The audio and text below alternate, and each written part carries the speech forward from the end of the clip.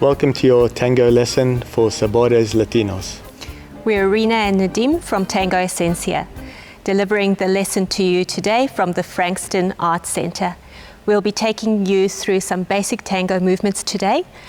First, let's have a look to see what you're going to be dancing.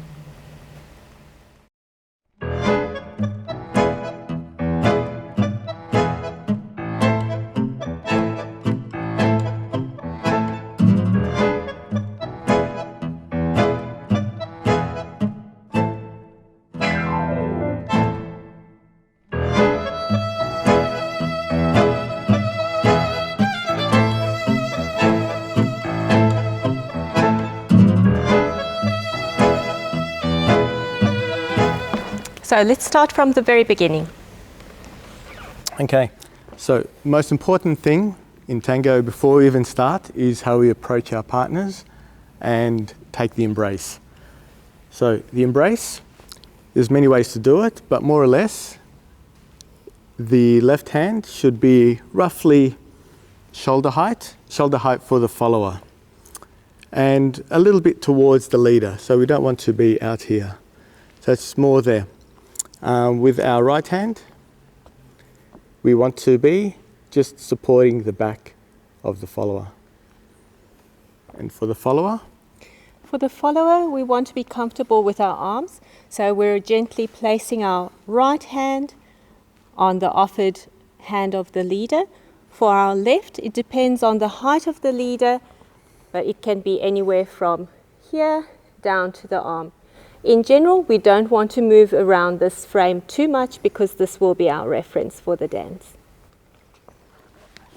First, we'll start with a back step. Now, given that you're dancing socially, there are often people behind you, so you don't want to take a long step. So it's just a small step back. And in tango, whenever we move, we completely transfer all our weight onto that leg. Next step is a side step. Now, you'll notice that I will take a slightly longer side step because in my next step, I'm going to pass on the outside. Now, if we do that again, back, so the leader go a little bit wider, so we're going to collect and be able to come through comfortably. Now, from here, I've created another track, so we're no longer in line with our partner. I've created another track, and in my next step, I'll bring my follower to my track, which will make her cross. The cross for the follower is a weight change. So for the follower, should be very clear which feet we've changed to.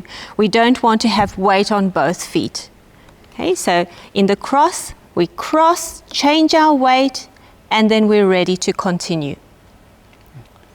Now, for the leader, we're going to start leading ochos. Now, the word ocho in Spanish is a number 8, so we're effectively drawing a number 8 with the follower. So after the cross, slight pivot, and I'm going to accompany her while she steps to the side and pivots. It's very important that I give her the time to complete her pivot, then move together. Okay, so these are forward ochos because the follower is obviously walking forward. Now when I go to my right, I'm going to change the direction and continue the flow. And that results in a backward ocho because she's obviously walking back now. Okay.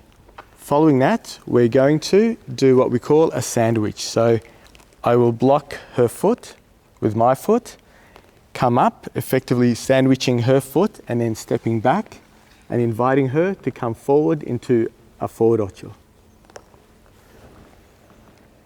Okay, now from here, we're going to do a hero, which is a turn. I'm going to lead her forward and I will pivot on the same place, change weight, and then block her. And a block is called a parada or a stop. In the last movement, the follower is moving around the leader. For us, there's a very particular order where we step back, side step, forward step, then a side step with always a side step in between. So in this instance, you will have seen after the sandwich, I step forward again, side, back, side, forward. And this is the sequence that we use when traveling around the leader, which is traditionally the male. For the leader, the pivot in this last movement is essentially me being in the center of the hero and the follower going around me. So I don't actually step. All I'm doing in this moment is with my left, I'm on my left side, I'm leading her with my upper body. So it's very important in tango that we don't use our arms to lead. It's just a frame, so we use our body to lead. I'm going to lead her, and as she does her forward, side, back, on the back step, I'll release my foot and it's going to result in a pivot. So we're looking for a spiral movement. Okay, and again. And at the end, I'm going to change weight and stop her with my left, which is the parada, or the stop. So let's go from the very top and break it down into a bit of detail. Starting with the embrace. So here and here. So traditionally, the leader invites the follower to come in, and she will determine whether she wants to have a close embrace, which is very traditional, or a little bit more open.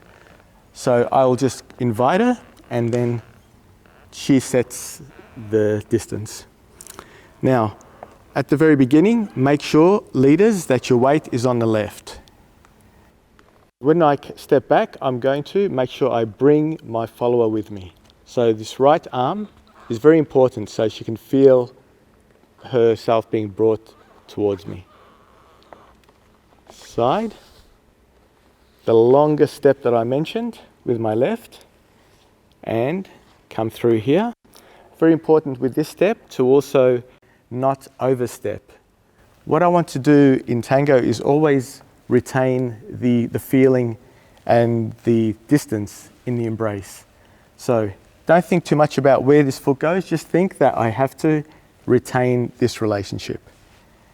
Now, in the next step, I'm going to bring her towards me. So it's a diagonal movement for her, which results in the cross, where she will change weight and collect in this way. In this one, I'm going to start my forward ocho. So what I'm going to do is pivot her this way. As you can see, I'm not just doing it with my arms, it's my entire body pivoting her that way. And then I'm going to step with her, pivot her the other way. Step, pivot, step, pivot. Now on this one, the third time that I come to the right, as she pivots this way, I'm going to stop her and pivot her the other way. So from forward to back. So she's just pivoting on the spot, and you can see my lead. Yeah, so alone, all I'm doing is using my entire body to lead, so it's not an arm individually. So pivoting her. Now, same thing. I'm going to accompany her. Pivot. Accompany her. Pivot. Okay? For the follower in the ocho, as Nadine mentioned, we're either stepping forward, invited to step forward and then pivoting, or we're invited to step backwards and then pivot.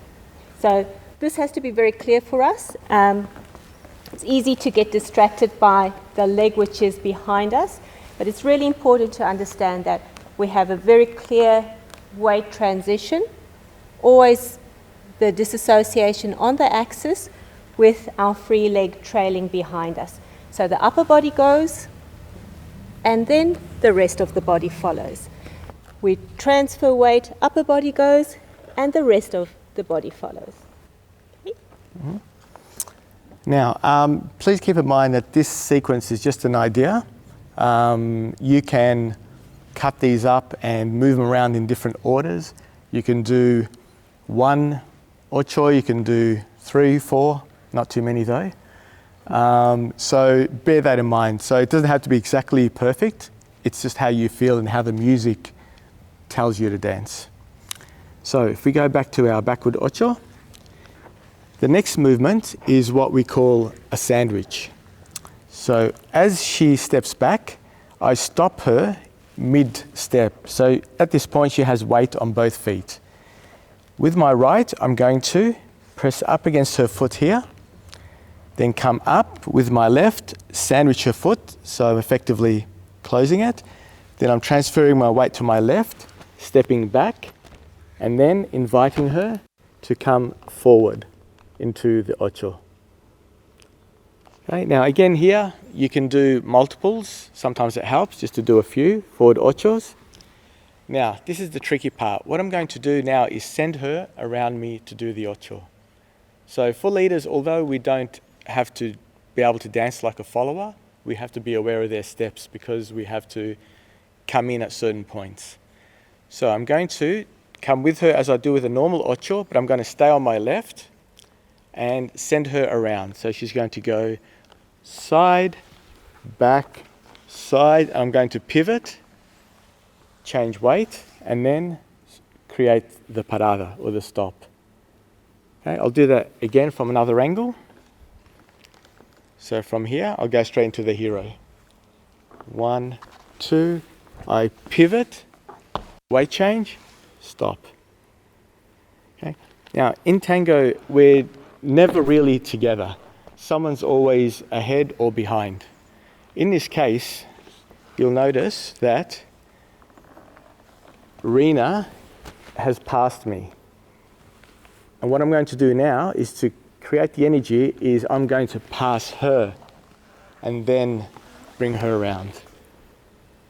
Okay, so we're not trying to be together. So there's always she goes and I go. She goes and I go. Yes. There's always an exchange of energy in tango, the proposal coming from the leader and the follower completing the movement. Yeah.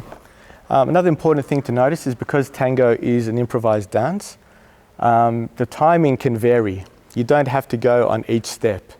So from the beginning, I could step back, wait 2 beats of the music, and then decide to go.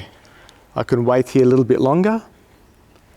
I can go straight into this. I can hold this moment a little while. When I'm ready, I can go.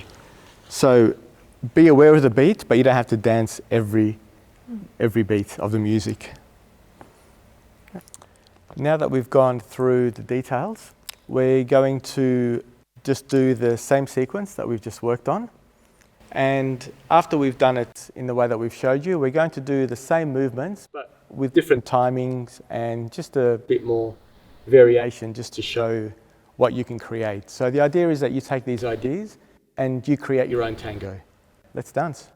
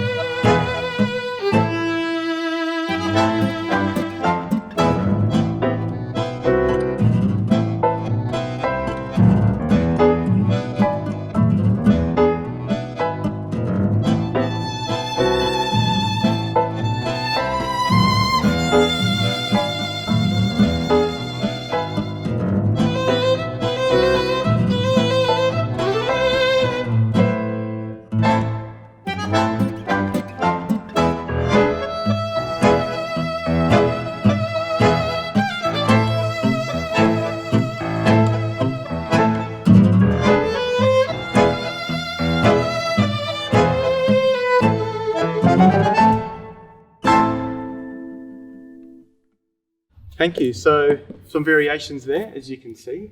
If you learn the fundamentals, you can then create whatever you need to, whatever you feel like. So thank you for your time. We hope you enjoyed that.